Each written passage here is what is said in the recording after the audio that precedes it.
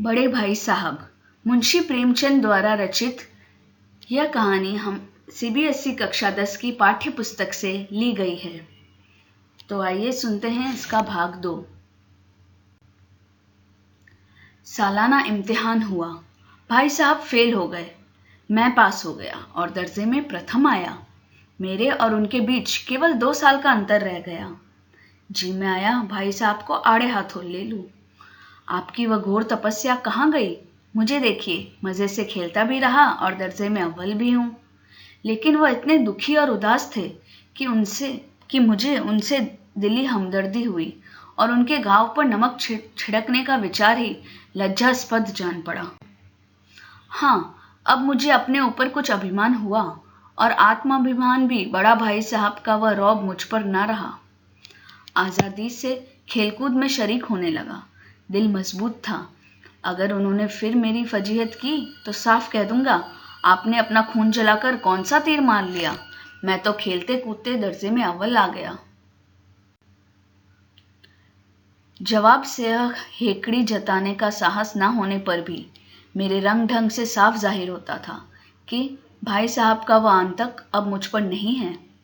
भाई साहब ने इससे भांप लिया। उनकी ससहत बुद्धि बड़ी तीव्र थी और एक दिन जब मैं भोर का सारा समय गुल्ली डंडे की भेंट करके ठीक भोजन के समय लौटा तो भाई साहब ने मानो तलवार खींच ली और मुझ पर टूट पड़े। देखता हूँ इस साल पास हो गए और दर्जे में अव्वल आ गए तो तुम्हें दिमाग हो गया है। मगर भाईजान, घमंड तो बड़े बड़े का नहीं रहा। तुम्हारी क्या हस्ती है। इतिहास में रावण का हाल तो पढ़ा ही होगा। उसके चरित्र से तुमने कौन सा उपदेश लिया, या यूं ही पढ़ गए? महज इम्तिहान पास कर लेना कोई चीज नहीं, असल चीज है बुद्धि का विकास। जो कुछ पढ़ो उसका अभिप्राय समझो। रावण भूमंडल का स्वामी था। ऐसे राजों को चक्रवर्ती कहते हैं। आजकल अंग्रेजों के राज्य का विस्तार बहुत बड़ा हुआ है, पर इन्हें चक्रवर्ती नहीं कह सकते। संसार में अनेकों राष्ट्र अंग्रेजों का आधिपत्य स्वीकार नहीं करते, बिल्कुल स्वाधीन। रावण चक्रवर्ती राजा था। संसार के सभी महीप उसे कर देते थे। बड़े बड़े देवता उसकी गुलामी करते थे। आग और पानी के देवता भी उसके दास थे। मगर उसका अंत क्या हुआ? घमंड ने उसका नाम निशान मिटा दिया। कोई उसे एक चिल्लू पानी देने वाला भी ना बचा। आदमी जो कुकर्म चाहे करे पर अभिमान ना करे, इतराए नहीं। अभिमान किया और दीन दुनिया से गया। शैतान का हाल भी पड़ा ही होगा। उसे यह अनुमान हुआ था कि ईश्वर का उससे बढ़कर सच्चा भक्त कोई है ही नहीं। अंत में यह हुआ कि स्वर्ग से नरक में ढकेल दिया गया। शाहिरूम ने भी एक बार अहंकार किया था, भीख मांग मांग कर मर गया। तुमने तो अभी केवल एक दर्जा पास किया है और अभी से तुम्हारा सिर फिर गया। तब तो तुम आगे बढ़ चुके। यह समझ लो कि तुम अपनी मेहनत से नहीं पास हुए। अंधे के हाथ बटेर लग गई। मगर बटेर केवल एक बार हाथ लग सकती है, बार बार नहीं। कभी कभी गुल्ली डंडे से भी अंधा चोट निशाना पड़ जाता है। उससे कोई सफल खिलाड़ी नहीं हो जाता। सफल खिलाड़ी वह है जिसका कोई निशान खाली ना जाए। मेरे फेल होने पर ना जाओ। मेरे दर्जे में आओगे तो दांतों पसीना आएगा। जब अलजबरा और ज्योमेट्री के लोहे के चने चबाने पड़ेंगे और इंग्लिस्तान का इतिहास पढ़ना पड़ेगा। बादशाहों के नाम याद रखना आसान नहीं। 8 हेनरी को गुजरे हैं। कौन सा कांड किस हेनरी के समय हुआ है, क्या यह याद कर लेना आसान समझते हो? हेनरी 7वें की जगह हेनरी 8वां लिखा और सब नंबर गायब। सफा चट। सिर्फ भी ना मिलेगा, सिफर भी। हो किस ख्याल में? दर्जनों तो जेम्स हुए हैं, दर्जनों विलियम। कोड़ियों चार्ल्स दिमाग चक्कर खाने लगता है। आंधी रोग हो जाता है। इन अभागों को नाम भी ना जुड़ते थे।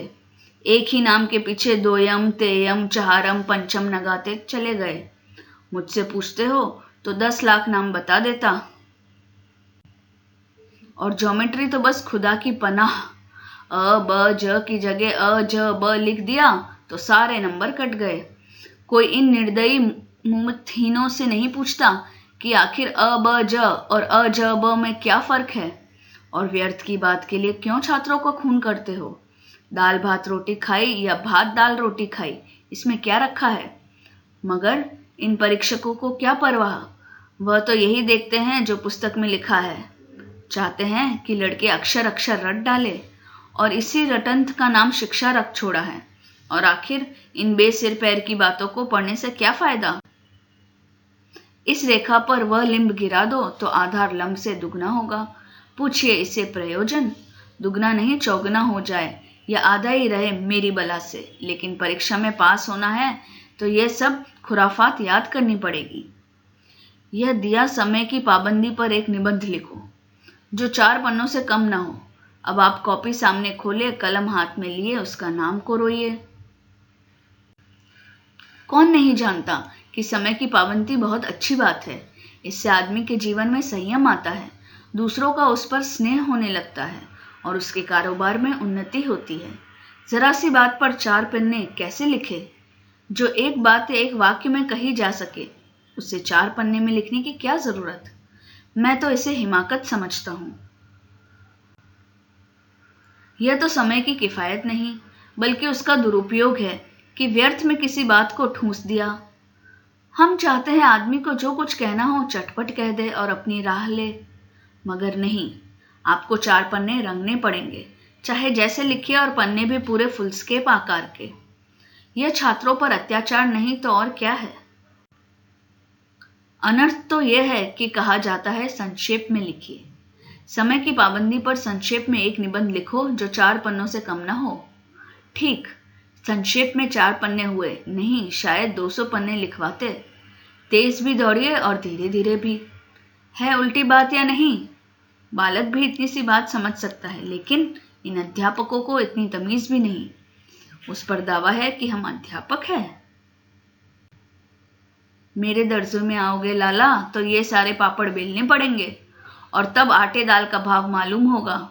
इस दर्जे में अव्वल आ गए हो, वो जमीन पर पाँव नहीं रखते।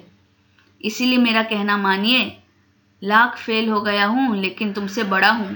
संसार का मुझे तुमसे ज्यादा अनुभव है। जो कुछ कहता हूं उसे गिरह बांधिए, नहीं तो पछताएंगे। स्कूल का समय निकट था। नहीं ईश्वर जाने यह उपदेश माला कब समाप्त होती। भोजन आज मुझे निस्वाद सा लग रहा था। जब पास होने पर यह तिरस्कार हो रहा है तो फेल हो जाने पर शायद प्राण ही ले लिए जाए। भाई साहब ने अपने दर्जे की पढ़ाई का जो भयंकर चित्र खींचा था उसने मुझे भयभीत कर दिया। कैसे स्कूल छोड़कर घर नहीं भागा, यही ताज्जुब है। लेकिन इतने तिरस्कार पर भी पुस्तकों में मेरी अरुचि ज्यों की त्यों बनी रही। खेलकूद का कोई अवसर हाथ से ना जाने देता। पढ़ता भी था मगर बहुत कम, बस इतना कि रोज का टास्क पूरा हो जाए और दर्जे में जलील न होना पड़े। अपने ऊपर जो विश्वास पैदा हुआ था वह फिर लुप्त हो गया और फिर चोरों का सा जीवन कटने लगा। इस पाठ के भाग 3 के लिए यहाँ क्लिक कीजिए और हमारे चैनल को सब्सक्राइब करना ना भूलिए। धन्यवाद।